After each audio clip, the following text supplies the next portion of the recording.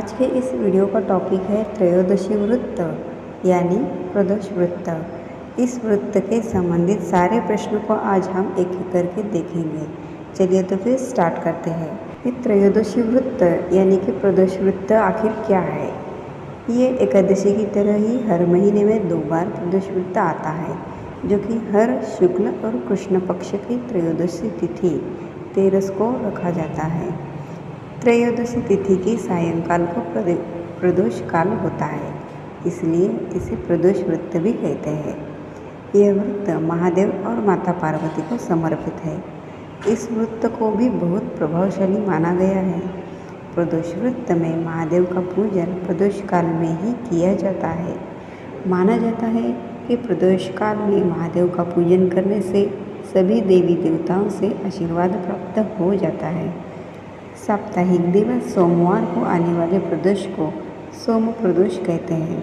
मंगलवार को होने वाले प्रदोष को भौम प्रदोष तथा शनिवार को आने वाले प्रदोष को शनि प्रदोष कहते हैं। इससे तो त्रयोदशी तिथि ही भगवान शिव की पूजा के लिए सर्वश्रेष्ठ है, परंतु प्रदोष के समय शिव जी की पूजा करना और भी लाभदायक है।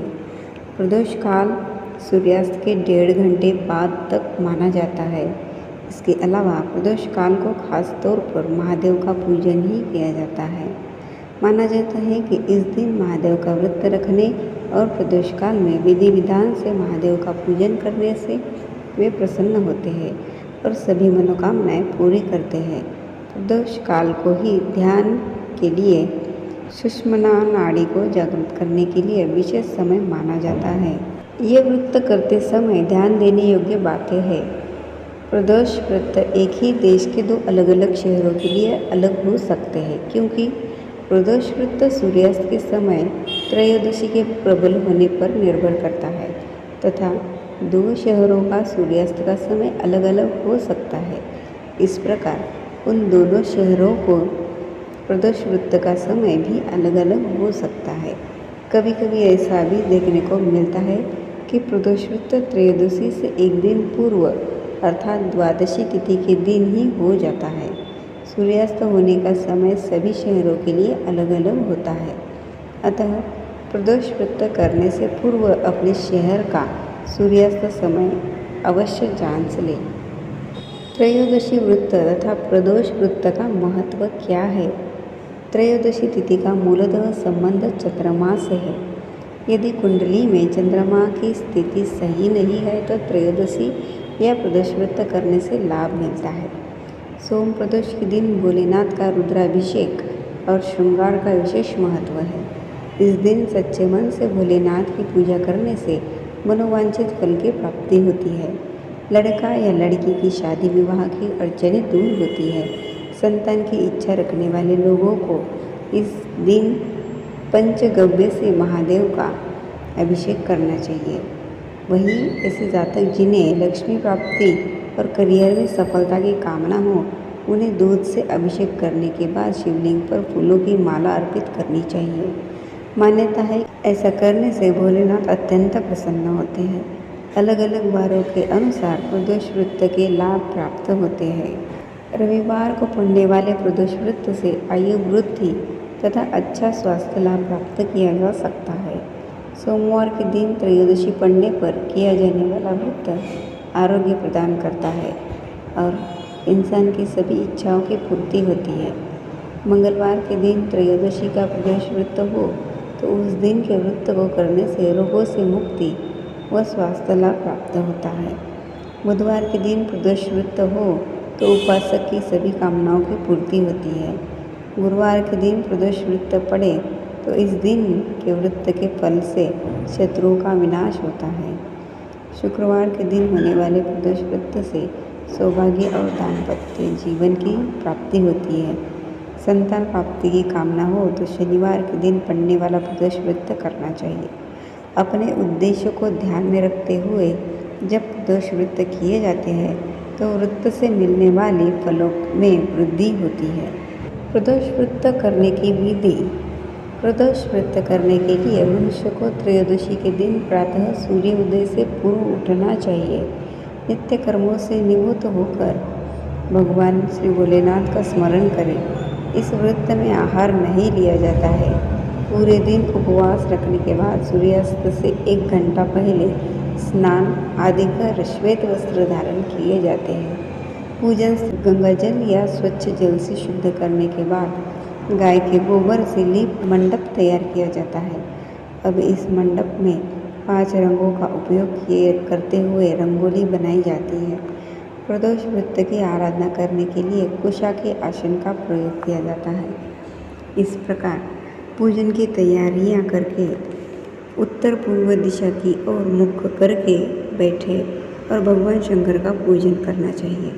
पूजन में भगवान शिव के मंत्र ओम नमः शिवाय का जप करते हुए शिव को जल चढ़ाना चाहिए। व्रत की कथा, शिव चालीसा और भगवान शिव और माँ पार्वती की आरती करें।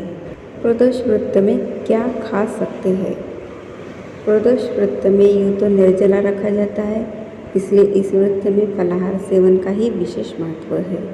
प्रदोष व्रत पूरे दिन रखा जाता है, इसलिए इस व्रत में नियमों का पालन बहुत ज़रूरी है। परंतु शारीरिक रूप से कमज़ोर, विक्षिप्त या जो व्यक्ति शारीरिक रूप से बहुत ही कमज़ोर है, वे लोग फलाहार का सेवन प्रदोष व्रत के दौरान कर सकते हैं। व्रत उपवास के समय फलाहार और खाना पीना एक ही बार ग्रहण करें और बार बार मुँह झूठा करके आप व्रत को भंग ना करें। इसलिए प्रदोष व्रत में इन सब बातों का ध्यान रखें कि आपको क्या खाना है और क्या नहीं खाना है। प्रदोष व्रत का उद्यापन विधि। इस व्रत को 11 या फिर 26 त्रयोदशी तक रखने के बाद व्रत का उद्यापन करना चाहिए।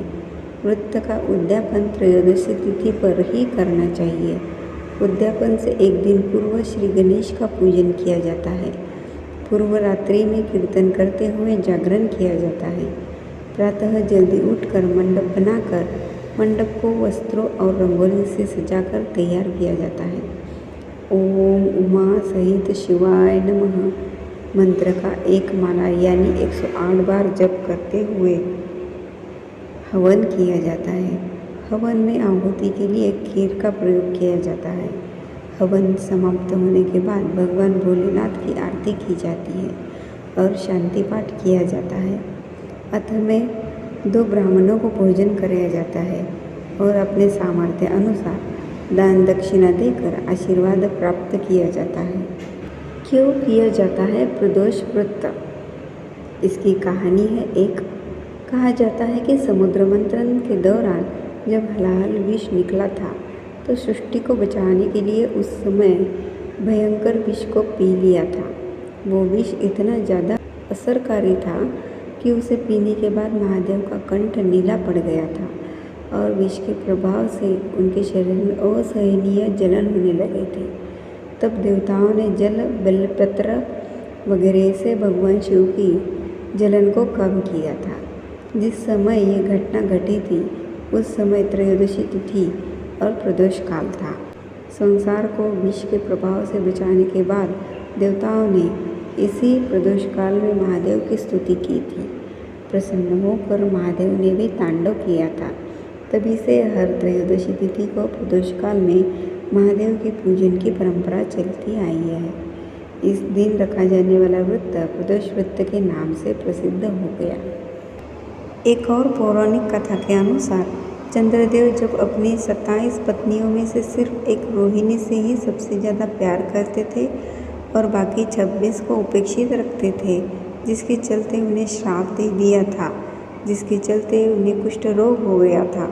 ऐसे में अन्य देवताओं की सलाह पर उन्होंने शिव जी की आराधना की। जहाँ आराधना की वहीं पर एक शिवलिंग स्थापित किया।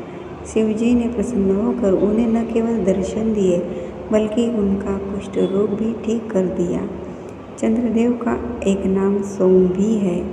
उन्होंने भगवान शिव को ही अपना नाथ स्वामी मानकर यहाँ तपस्या की थी, इसलिए इस स्थान का नाम सोमनाथ हो गया। त्रयोदशी व्रत की कथा क्या है? स्कंद पुराण में वर्णित एक कथा के अनुसार प्राचीन काल में एक विधवा ब्राह्मणी अपने पुत्र को लेकर भिक्षा लेने जाती थी और संध्या को लौटती थी। एक दिन जब वह भिक्षा लेकर लौट रही थी तो उसे नदी किनारे एक सुंदर बालक दिखाई दिया जो विदर्भ देश का राजकुमार धर्मगुप्त था। शत्रुओं ने उसके पिता को मारकर उसका राज्य हड़प लिया था। उसकी माता की मृत्यु भी अकाल हुई थी। ब्राह्मणी ने उस बालक को अपना लिया और उसका पालन पोषण किया। कुछ समय पश्चात ब्राह्मणी दोनों बालकों के साथ देवयोग से देव मंदिर गए। वहाँ उनकी भेंट ऋषि शांडिल्य से हुई। ऋषि शांडिल्य ने ब्राह्मणी को बताया कि जो बालक उन्हें मिला है वह विदर्भ देश के राजा का पुत्र है जो युद्ध में मारे गए थे और उनकी माता को ग्राह ने अपना भोजन बना लिया था। ऋषि शांडिल्य ने ब्राह्मणी को प्रदोषवृत्त करने की सलाह दी। ऋषि आज्ञा से दोनों बालकों ने भी प्रदोषवृत्त करना शुरू किया। एक दिन दोनों बालक वन में घूम रहे थे, तभी उन्हें कुछ गंधर्व कन्याएं नजर आई। ब्राह्मण बालक तो घर लौट आया, किंतु राजकुमार अंशुमति नाम की गंधर्व कन्या से बात करने लगे। गंधर्व कन्या और राजकुमार एक दूसरे पर मोहित हो गए। कन्या ने विवाह हेतु राजकुमार को अपने पिता से मिलवाने के लिए बुलाया। दूसरे दिन जब वह पुनः गंधर्व कन्या से मिलने आया तो गंधर्व कन्या के पिता ने बताया कि वह विदर्भ देश का राजकुमार है। भगवान शिव की आज्ञा से गंधर्वराज ने अपनी पुत्री का विवाह राजकुमार धर्मगुप्त से कराया। इसके बाद राजकुमार धर्मगुप्त ने गंधर्व सेना की सहायता से विदर्भ देश पर पुनः आधिपत्य प्राप्त किया। यह सब ब्राह्मणी और राजकुमार धर्मगुप्त के प्रदोषवृत्त करने का फल था। स्कंद पुराण के अनुसार जो भक्त प्रदोषवृत्त के दिन शिव पूजा के बाद एकाग्र होकर प्रदोषवृत्त कथा सुनता या पढ़ता है उसे 100 जन्मों तक कभी दरिद्रता नहीं होती। वह दाम्पत्य जीवन खुशहाल रहता है। अगर आपको जानकारी अच्छी लगी है तो प्लीज़ लाइक, शेयर और सब्सक्राइब करिए माय चैनल अध्यात्म।